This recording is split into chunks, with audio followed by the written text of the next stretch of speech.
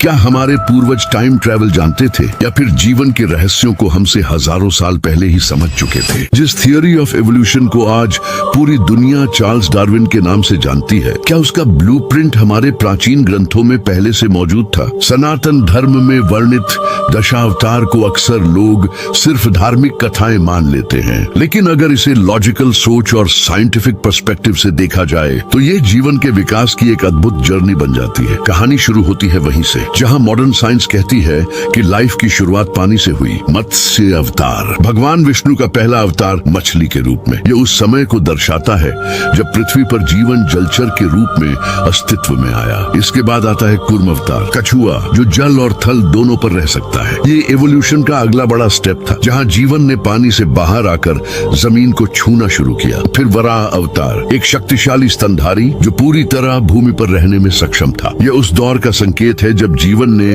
धरती पर स्थायी रूप से बसना शुरू किया। अब कहानी और भी इंटरेस्टिंग हो जाती है। नरसिंह अवतार, आधा पशु आधा मानव, यह उस ट्रांजिशनल फेज को दर्शाता है जहां जीव न पूरी तरह जानवर था और न ही पूरी तरह मनुष्य। इसके बाद आते हैं वामन अवतार, छोटे कद के मानव लेकिन बुद्धि और चेतना से पूर्ण। एवोल्यूशनरी साइंस इन्हें अर्ली ह्यूमंस कहती है। फिर परशुराम अवतार, हाथ में अस्त्र, ये वह समय था जब मनुष्य ने टूल्स और वेपन्स बनाना सीखा। कबीलाई समाज बना और संघर्ष की शुरुआत हुई। जैसे जैसे मानव विकसित हुआ, समाज, नियम और मर्यादाएं बनी। मर्यादा पुरुषोत्तम श्री राम, आदर्श जीवन, आदर्श शासन और सामाजिक व्यवस्था, ये सोशल एवोल्यूशन का प्रतीक है। और फिर आते हैं श्री कृष्ण, एक कंप्लीट ह्यूमन बीइंग। रणनीति, बुद्धि, करुणा और कर्म का संतुलन, परिस्थिति के अनुसार स्वयं को ढालने की क्षमता। सोचिए, जिन बातों को मॉडर्न साइंस ने 19वीं सदी में शब्द दिए, उन्हें हमारे ग्रंथों ने प्रतीकों में हजारों साल पहले सजा दिया था। तो क्या ये सब सिर्फ एक संयोग है या फिर सनातन धर्म वास्तव में नेचर और यूनिवर्स को समझने का प्राचीन विज्ञान है? अब फैसला आपको करना है। अगर आपको भी अपनी जड़ों, अपनी संस्कृति और इस सनातन ज्ञान पर गर्व है तो कमेंट में पूरे स्वाभिमान से लिखिए, जय श्री हरि, जय सनातन धर्म।